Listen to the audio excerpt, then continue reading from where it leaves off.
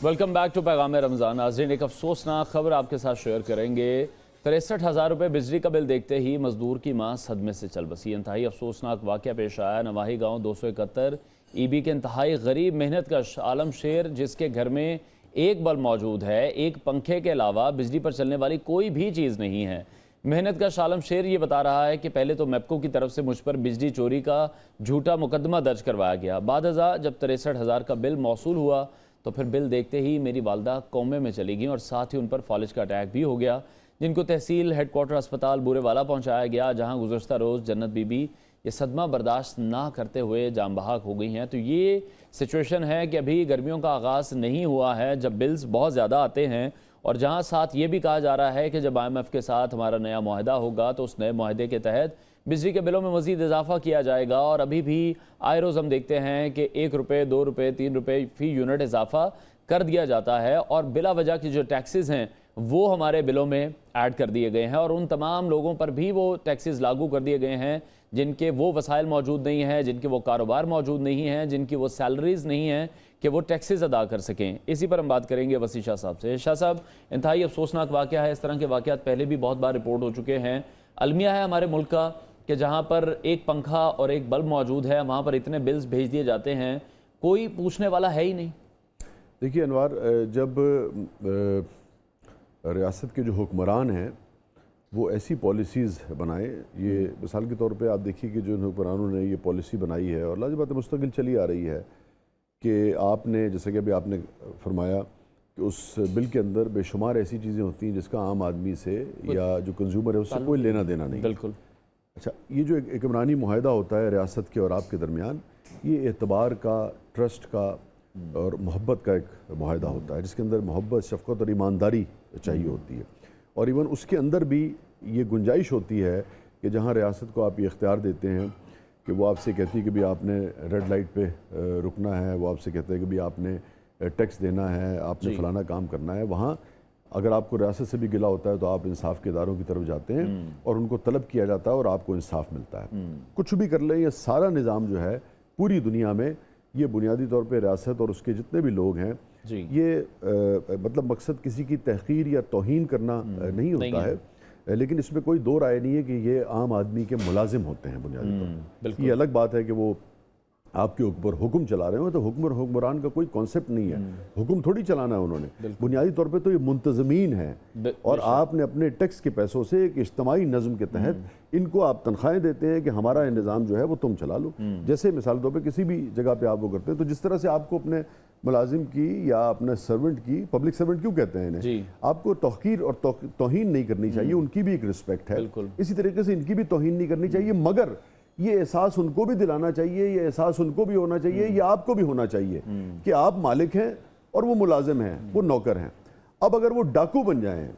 मतलब ये देखें ना, इसको क्या कहेंगे, इसको आप डाकू कहेंगे कि एक चीज़ जो है, यानी कि आपने बुनियादी तौर पे आम आदमी की जेब में हाथ डाल लिया है और जो चीज़ वो कंज्यूम नहीं कर रहा है या जो अखराजात वो नहीं कर रहा है उसका बर्डन आप दे रहे हैं। तो ये क्या है, ये बिल्कुल ऐसे ही है जैसे मिसाल तौर पे मैं और आप एक मुआहदा करें ज़ाती ज़िंदगी में कोई, और फ़र्ज़ कर लीजिए मुझे आपको 4 चीज़ें प्रोवाइड करनी हो और उन 4 चीज़ों की जगह मैं 8 चीज़ों का बिल भेज दूँ, तो आप मुझे बताएं, आप मुझे क्या कहेंगे, मुझे अपना जवाब देना है। मुझे ये गुफ्तगू का अंदाज़ इसलिए पसंद नहीं है, मगर मैं चाहूँगा कि आप बताएं क्या कहेंगे। बिल्कुल, आप मुझे फ्रॉडिया कहेंगे, आप मुझे झूठा कहेंगे, आप मुझे मक्कार कहेंगे, आप मुझे डाकू कहेंगे। मेरे साथ धोखा हुआ, मेरे साथ धोखा हुआ ना। यही आपकी हुक्मरान जो हैं, यही आपके पॉलिसी मेकर जो हैं, वो आपके साथ लेकिन कर रहे हैं। ये अगर हम आज से 2 महीने पहले चले जाएं शाह साहब, जब ये इलेक्शन से पहले जलसे जुलूस हो रहे थे और उन जलसों में नारे लगाए जा रहे थे कि हम 200 यूनिट देंगे, हम 300 यूनिट देंगे, तो फिर कहाँ गए वो नारे? वो झूठे नारे सिर्फ वोट लेने के लिए हमेशा से अवाम को सुनाए जाते हैं और हम अवाम भी उसमें फंस जाते हैं। अब वो 300 यूनिट कहाँ पर है?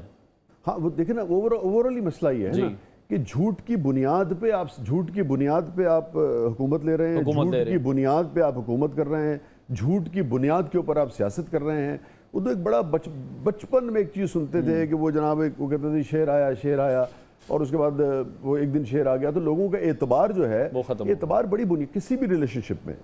रिलेशनशिप। मुझे मुख्तार मसूद साहब, बहुत नामवर आदमी, इस मुल्क का बहुत बड़ा आदमी, अगर आपने उनकी किताबें पढ़ी हो, ये लोग जानते हो, हमारी उनसे अच्छी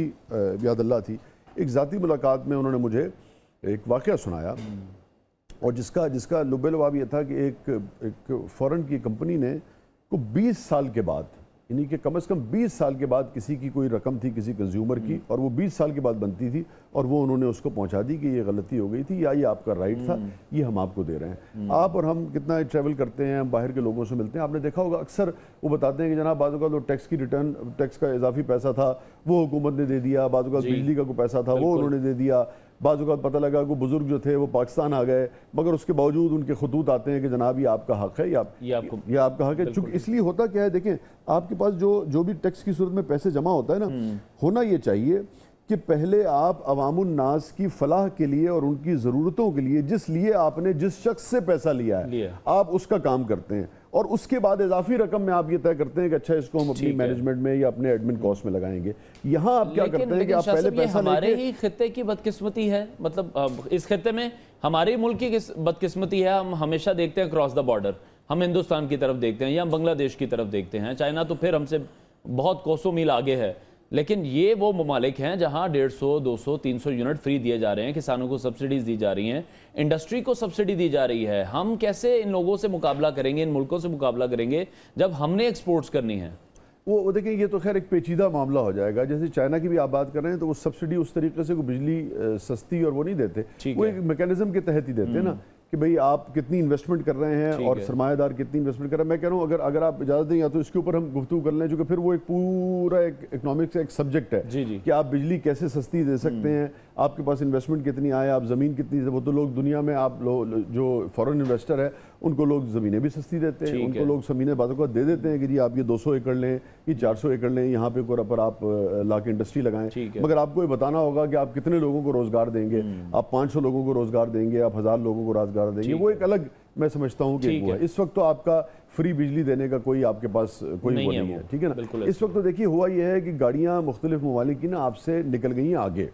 ٹھیک ہے، اب آپ کو اس سفر کو اگر طے کرنا ہے تو آپ کو تیز دوڑنا ہوگا، نہ صرف آپ کو تیز دوڑنا ہوگا بلکہ آپ کو اس بیچ میں چائے پانی اور خوراک کے لیے بھی رکنا نہیں ہوگا، آپ کو غیر معمولی یعنی کہ آپ کو آؤٹ آف دا باکس اگر آپ سوچیں گے تب جا کے آپ اس سے نکل سکیں گے۔ مگر یہ واقعہ جو ہے اس کی جتنی بھی یعنی کہ مذمت کی جائے وہ کم ہے، اور میں سمجھتا ہوں کہ حکمرانوں کو یہ سوچنا چاہیے کہ یہ جو کانسیپٹ ہے کہ آپ کے حکمران جو ہے یا جو آپ کے پالیسی میکرز ہیں یہ ڈاکو ہیں، یہ جھوٹ کی بنیاد پر کام کرتے ہیں، یہ مکر کی بنیاد پر کام کرتے ہیں، اور لوگوں کی خوشیاں یہ تو ایک ہے نا، میں سمجھتا ہوں کہ میں اس کو ڈائریکٹ نہیں انڈائریکٹ مرڈر سمجھتا ہوں، اور ریاست جو ہے میں سمجھتا ہوں ریاست اس کی ذمہ دار ہے۔ ٹھیک ہے، چلیں بریک لے لیتے ہیں، بریک کے بعد ناظرین آپ کو دوبارہ جوائن کرتے ہیں، ہمارے ساتھ رہیے۔